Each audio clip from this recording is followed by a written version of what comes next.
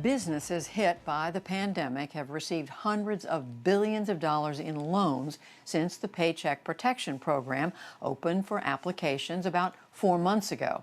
But as our economics correspondent Paul Solman discovered, accessing that funding has been a challenge for business owners with a criminal record. This report is part of our new series, Searching for Justice. I went to prison for murder. I was charged with murder in the second degree. I was charged with killing my abuser. I was incarcerated for selling crack cocaine. Meet Quan Nguyen, Sharon Richardson, and Dante Thomas, among them more than 4 decades behind bars. But since coming home, successful entrepreneurs. Dante Thomas runs a one-man personal training business in New Jersey, begun in a sense with fellow inmates during his 11-year stint.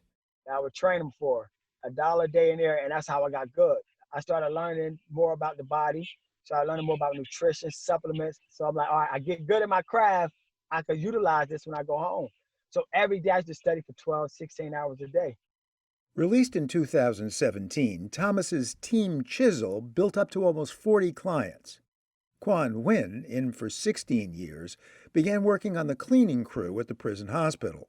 So I knew about sanitizing, I know about cleaning, I know about bloodborne pathogens, so I just gave me an extra eye for detail. 6 months after I had been home, I saw an opportunity of a building that needed a cleaning company, and I just created a company and got the email of the building owner and emailed him.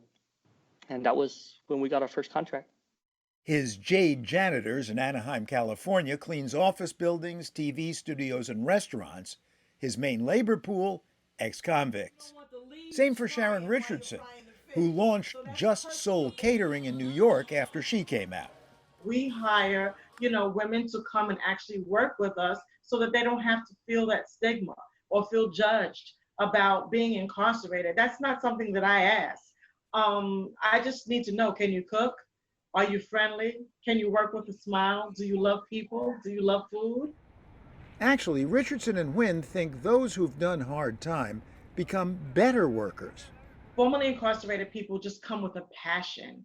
And the reason why we come with a passion is because we just want to be accepted.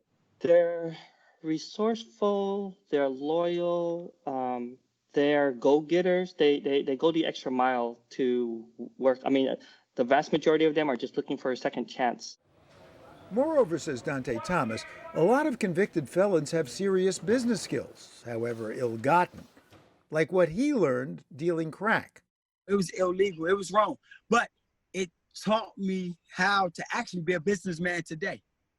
It taught me actual numbers. I had to deal with numbers. I had to deal with basically like I'm employing people because of the way of what I was doing in the streets myself. It was like I almost had employees working for me. Okay, so we've got felons who turned their sword skills into profitable plowshares, hire ex-cons whose unemployment rate is 7 times the average. They're thriving entrepreneurs who actually seem rehabilitated. And then along came COVID. The pandemic cost Thomas most of his clients. Nguyen laid off 4 workers. Richardson's income plummeted. And so, like hundreds of thousands of others, they turned to the Paycheck Protection Program, or PPP, part of the government stimulus package. There was one not small problem. The Small Business Administration's PPP form asked about applicants' criminal status. Facing charges, on probation or parole, convicted or pleaded guilty to a felony in the past 5 years. It even asked about pretrial diversion. If the answer was yes to any of these questions, SBA application denied.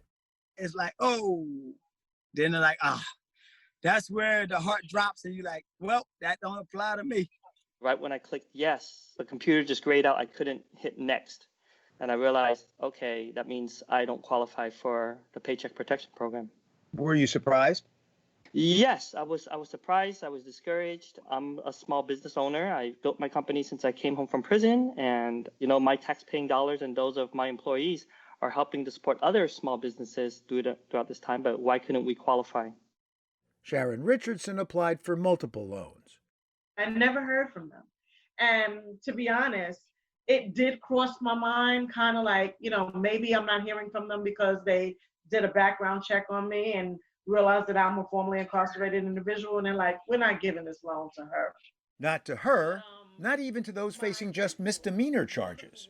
Of course, not getting loans or even jobs has long been a barrier for ex-inmates.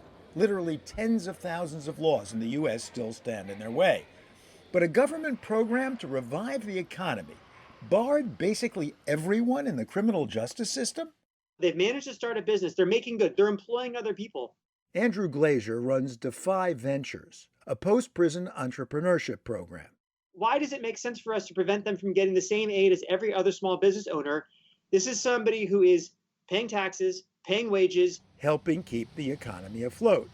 In June, the SBA changed the application language, once after lawmaker criticism, and then again after Defy Ventures, with the help of the American Civil Liberties Union, sued the government.